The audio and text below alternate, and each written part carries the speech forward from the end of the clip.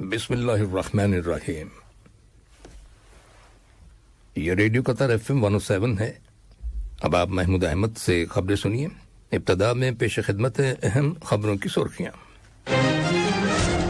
بسم امیر کی سرپرستی میں کٹارا انٹرنیشنل عربین ہارس فیسٹیول 2023 کا تیسرا ایڈیشن آج شروع ہو گیا ہے۔ کل ٹوکیو میں قطر اور جاپان کی حکومتوں کے مابین اسٹریٹجک مذاکرات کا دوسرا سیشن ہوا۔ مذاکرات میں قطر کے وفد کی قیادت نائب وزیر اعظم اور وزیر خارجہ نے کی۔ سعودی عرب کے شہر جدہ میں کل تنظیم اسلامی تعاون OIC کی ایگزیکٹو کمیٹی کا ہنگامی اجلاس منعقد ہوا، جس میں گزشتہ دنوں ہالینڈ، سویڈن اور ڈنمارک میں قرآن حکیم کی بے حرمتی کے واقعات پر OIC کے متحدہ موقف کا اظہار کیا گیا۔ اور پاکستان کے شہر پشاور میں گزشتہ پیر کے روز ایک مسجد میں جو خودکش دھماکہ ہوا تھا، اس میں ہلاک ہونے والوں کی تعداد 100 ہو گئی ہے۔ یہ تھی اہم خبروں کی سرخیاں، اور اب سے چند لمحہ بعد تفصیل سے خبریں نشر کی جائیں گی۔ لیجیے اب آپ تفصیل سے خبریں سنیے۔ صاحب اسمو امیر شیخ تمیم بن حمد آل ثانی کی سرپرستی میں کٹارا انٹرنیشنل عربین ہارس فیسٹیول 2023 کا تیسرا ایڈیشن آج شروع ہو گیا ہے۔ کٹارا کلچرل ولیج فاؤنڈیشن کی نگرانی میں یہ فیسٹیول 11 فروری تک کٹارا بیچ پر جاری رہے گا۔ اس فیسٹیول کی آرگنائزیشن کمیٹی کے پریزیڈنٹ اور کٹارا کے ڈائریکٹر جنرل ڈاکٹر خالد ابراہیم السلیتی کا کہنا ہے کہ کٹارا کی یہ کوشش ہے کہ یہ فیسٹیول کامیابی سے ہمکنار ہو اور اسے پہلے سے زیادہ شہرت حاصل ہو۔ کل ٹوکیو میں جاپان کے وزارت خارجہ میں قطر اور جاپان کی حکومتوں کے درمیان اسٹریٹجک مذاکرات کا دوسرا سیشن منعقد ہوا۔ مذاکرات میں شریک قطری وفد کی قیادت نائب وزیر اعظم اور وزیر خارجہ شیخ محمد بن عبد الرحمن آل ثانی، جبکہ جاپانی وفد کی قیادت جاپان کے وزیر اعظم ہایاشی یوشی ماسا نے کی۔ مذاکرات میں توانائی کے شعبے میں مشترکہ سرمایہ کاری کو بڑھانے، ثقافتی تعلقات کو فروغ دینے اور سائبر سیکیورٹی میں تجربات کے تبادلے کے علاوہ دفاعی شعبے میں تعلقات کو مضبوط بنانے کے بارے میں تبادلہ خیال کیا گیا۔ دونوں فریقوں نے قطری شہریوں کے جاپان جانے کے لیے پری رجسٹریشن سسٹم متعارف کروا کر انٹری ویزا سے مستثنی قرار دینے پر اتفاق کیا۔ دونوں جانب سے مقبوضہ عرب علاقے میں اسرائیل کی حالیہ خلاف ورزیوں کے نتائج کے بارے میں تشویش کا اظہار کیا گیا۔ اس کے علاوہ روس یوکرین بحران کو سفارتی ذرائع سے مذاکرات کے ذریعے حل کرنے کی ضرورت پر زور دیا گیا۔ دونوں جانب سے افغانستان کے لیے انسانی امداد جاری رکھنے پر بھی اتفاق کیا گیا۔ نائب وزیر اعظم اور وزیر خارجہ نے اسٹریٹجک مذاکرات کی میزبانی کے لیے جاپان کی کوششوں کی تعریف کی اور شکریہ ادا کیا۔ جاپان کے وزیر خارجہ نے بھی قطر اور جاپان کے بے مثال تعلقات کی تعریف کی، خاص طور پر توانائی اور تجارت کے شعبوں میں تعلقات کو مضبوط بنانے کی خواہش کا اظہار کیا۔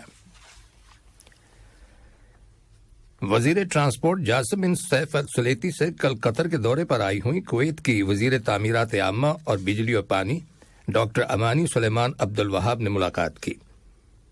ملاقات میں دونوں برادر ممالک کے درمیان نقل و حمل اور اس سے منسلک انفراسٹرکچر کے شعبوں میں دو طرفہ تعلقات اور انہیں مزید فروغ دینے کے طریقوں کا جائزہ لیا گیا۔ ملاقات میں قطر میں کویت کے سفیر خالد بدر المطیری نے بھی شرکت کی۔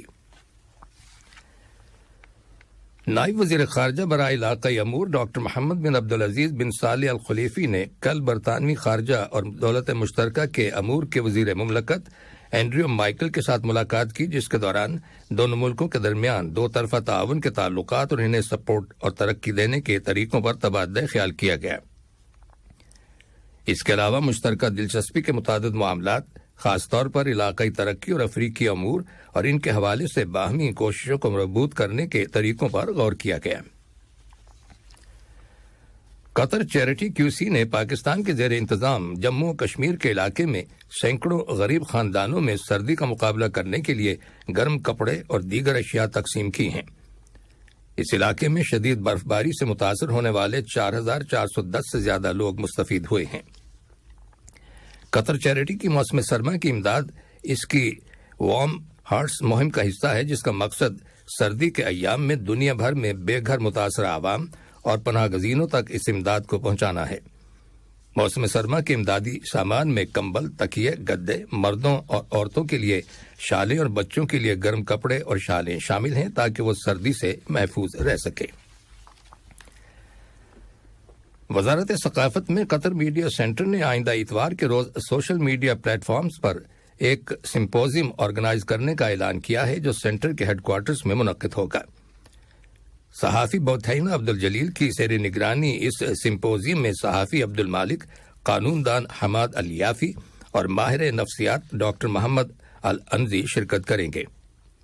اس سمپوزیم میں ڈیجیٹل اور روایتی میڈیا اور مختلف ڈیجیٹل پلیٹ فارمز پر میڈیا کی سرگرمیوں اور معاشرے پر ان کے سماجی اور نفسیاتی اثرات کے حوالے سے اہم لیگل سٹینڈرڈز پر بات ہوگی۔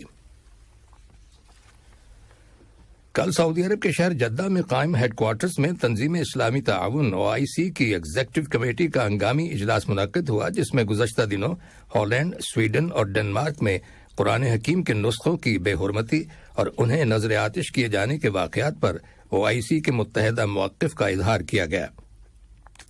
اجلاس میں ایسے اقدامات پر غور کیا گیا جو اس قسم کے واقعات کے مرتکب لوگوں کے خلاف کیے جا سکتے ہیں۔ OIC کے سیکریٹری جنرل حسین ابراہیم طاہا نے دائیں بازو کے شدت پسندوں کی جانب سے کیے گئے ان اشتعال انگیز واقعات پر غم و غصے کا اظہار کرتے ہوئے کہا کہ یہ مجرمانہ اقدامات ہیں جن کا مقصد جان بوجھ کر مسلمانوں کو نشانہ بنانا ہے اور ان کے دین اور مذہبی کتابوں اور مقدس مقامات کی توہین کرنا ہے۔ یہ خبریں ریڈیو قطر FM 107 سے نشر کی جا رہی ہیں۔ اردن کے فرمانروا شاہ عبداللہ دوم اپنے دورہ امریکہ کے دوران کل وائٹ ہاؤس میں امریکی صدر جو بائیڈن سے ملاقات کریں گے۔ اردن کی خبر رساں ایجنسی پیٹرا کی رپورٹ کے مطابق شاہ عبداللہ دوم اور صدر جو بائیڈن کی ملاقات کے دوران دونوں ممالک کے درمیان اسٹریٹجک شراکت داری، مختلف شعبوں میں تعاون کو فروغ دینے اور دو طرفہ تعلقات کو مضبوط بنانے کے بارے میں تبادلہ خیال کیا جائے گا۔ رپورٹ کے مطابق دونوں لیڈروں کی بات چیت میں یوکرین کے بحران کے اثرات کے علاوہ تازہ ترین علاقائی اور بین الاقوامی ڈیولپمنٹ، خاص طور پر فلسطین کے مسئلے اور اس سلسلے میں امریکہ کے اہم رول کے بارے میں بھی غور و خوض ہوگا۔ مقبوضہ فلسطین کے شہر رام اللہ میں کل امریکہ کے وزیر خارجہ اینتھونی بلنکن نے فلسطین کے صدر محمود عباس کے ساتھ ملاقات کی۔ ملاقات کے بعد انہوں نے اپنے ایک بیان میں کہا کہ امریکہ کے صدر جو بائیڈن فلسطین کے مسئلے کے معاملے میں دو ریاستی حل کے پابند ہیں۔ انہوں نے کہا کہ واشنگٹن حکومت ایسے ہر اقدام کی مخالفت کرتی ہے جس سے دو ریاستی حل کا فارمولہ کمزور ہوتا ہو۔ ان میں مقبوضہ علاقے میں یہودی بستیوں میں توسیع اور فلسطینیوں کے گھروں کو مسمار کیا جانا شامل ہے۔ ادھر مقبوضہ بیت المقدس کے جنوب مشرق میں واقع علاقے میں قابض اسرائیلی فوج کی جانب سے فلسطینیوں کے گھروں کو مسمار کرنے اور انہیں بے گھر کرنے کے خلاف عام ہڑتال کی گئی۔ ترکی کی سیکورٹی فورس نے انقرہ میں دہشت گرد تنظیم داعش سے تعلق کے شبے میں 14 افراد کو گرفتار کر لیا ہے۔ ترکی کی خبر رساں ایجنسی نے بتایا ہے کہ سیکورٹی فورس کی انسداد دہشت گردی کی ٹیموں نے دارالحکومت میں مختلف جگہوں پر بیک وقت چھاپے مارے اور مشتبہ افراد کو حراست میں لے لیا۔ واضح رہے کہ داعش نے گزشتہ برسوں کے دوران ترکی میں مسلح کارروائیوں کی ذمہ داری قبول کی تھی، جن کے نتیجے میں سینکڑوں افراد ہلاک اور زخمی ہوئے۔ پاکستان کے صوبے خیبر پختونخوا کے دارالحکومت پشاور میں گزشتہ پیر کے روز ایک مسجد کے اندر جو خودکش دھماکہ ہوا تھا اس میں مرنے والوں کی تعداد بڑھ کر 100 ہو گئی ہے۔ یہ دھماکہ اس قدر شدید تھا کہ مسجد کا ایک حصہ منہدم ہو گیا۔ پولیس حکام نے بتایا ہے کہ 225 سے زیادہ زخمیوں کو ہاسپٹلز میں داخل کیا جا چکا ہے۔ یہ مسجد انتہائی سیکیورٹی والے پولیس زون میں واقع ہے اور پولیس اس بات کی تحقیق کر رہی ہے کہ خودکش بمبار وہاں پہنچنے میں کیسے کامیاب ہوا۔ واضح ہے کہ ہلاک ہونے والوں میں زیادہ تر پولیس اہلکار تھے۔ فرانس میں ملک کے صدر ایمینوئل میکرون کے اصلاحاتی پروگرام کے خلاف احتجاجی مظاہرے شروع ہو گئے ہیں۔ اس پروگرام کے مطابق ریٹائرمنٹ کی عمر کو 62 سال سے بڑھا کر 64 سال کیا گیا ہے۔ اس پروگرام کی ملک کی متعدد یونینز نے شدید مخالفت کی ہے، جبکہ عوامی سطح پر بھی اس کی مخالفت کی جا رہی ہے۔ ادھر فرانس کی مزدور تنظیموں نے صنعتی سیکٹر میں مزید ہڑتالیں کرنے کی دھمکی دی ہے۔ کل الجزائر کے صدر عبد المجید تبون اور ان کے روسی ہم منصب ولادیمیر پوٹن کے درمیان فون پر بات ہوئی، جس کے دوران دو طرفہ تعلقات اور توانائی کے شعبے میں تعاون پر تبادلہ خیال کیا گیا۔ الجزائر کے صدر کے دفتر سے جاری ہونے والے ایک بیان میں کہا گیا ہے کہ دونوں صدور نے اس سال مئی میں ہونے والے الجزائر اور روس کی مشترکہ اعلیٰ کمیٹی کے اجلاس پر بھی بات چیت کی۔ اور روس کی فوج نے دعویٰ کیا ہے کہ اس نے یوکرین کے شمالی علاقے باخمود کے گاؤں پر قبضہ کر لیا ہے اور اس کی پیش قدمی بدستور جاری ہے۔ یوکرین کی حکومت کی جانب سے اس معاملے میں فوری طور پر کوئی رد عمل سامنے نہیں آیا۔ اور اب کچھ خبریں کھیلوں کے بارے میں۔ قطر شطرنج ایسوسی ایشن QCA کے پریزیڈنٹ محمد المدخہ نے کہا ہے کہ اس سال اکتوبر میں قطر ماسٹرز اوپن کے تیسرے ایڈیشن کی میزبانی کے لیے دوحہ پوری طرح سے تیار ہے۔ سن 2014 اور 2015 میں لگاتار 2 سال ماسٹرز اوپن کے ایڈیشنز دوحہ میں منعقد ہوئے تھے، اور اب اس سال کے ایڈیشن کے دوحہ میں منعقد کیے جانے پر انہوں نے خوشی کا اظہار کیا ہے۔ ایشین فٹ بال کنفیڈریشن AFC کے صدر شیخ سلمان بن ابراہیم الخلیفہ نے فیفا ورلڈ کپ قطر 2022 کی شاندار تاریخی کامیابی کی تعریف کی ہے اور اسے بہترین ورلڈ کپ قرار دیا ہے۔ کل ایک پریس ریلیز میں انہوں نے ورلڈ کپ کی شاندار تاریخی کامیابی پر قطر کی قیادت، آرگنائزنگ کمیٹی اور قطر فٹ بال ایسوسی ایشن کو ایک بار پھر تہہ دل سے مبارکباد پیش کی ہے اور ایشیائی فٹ بال اتحاد پر فخر کا اظہار کیا ہے۔ اوریڈو قطر پیڈل چیمپئن شپ کا پہلا ایڈیشن آج Khalifa international tennis and squash complex میں شروع ہو رہا ہے، جو 5 فروری تک جاری رہے گا۔ اس میں قومی ٹیموں کے نامور کھلاڑیوں سمیت 90 ٹیمیں شرکت کریں گی۔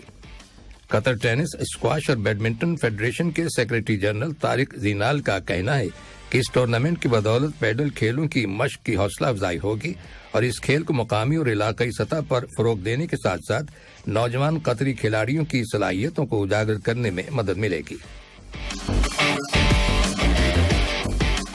اور الریان اسپورٹس کلب نے مراکش کے بین الاقوامی شہرت یافتہ کھلاڑی سفیان بوفل کے ساتھ ایک باضابطہ معاہدے کا اعلان کیا ہے۔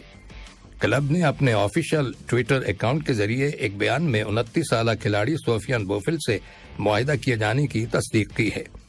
بوفل مراکش کے فیفا ورلڈ کپ قطر 2022 کے اسکواڈ میں شامل تھے، جس نے سیمی فائنل میں جگہ بنانے والی پہلی عرب اور پہلی افریقی قوم کے طور پر تاریخ رقم کی ہے۔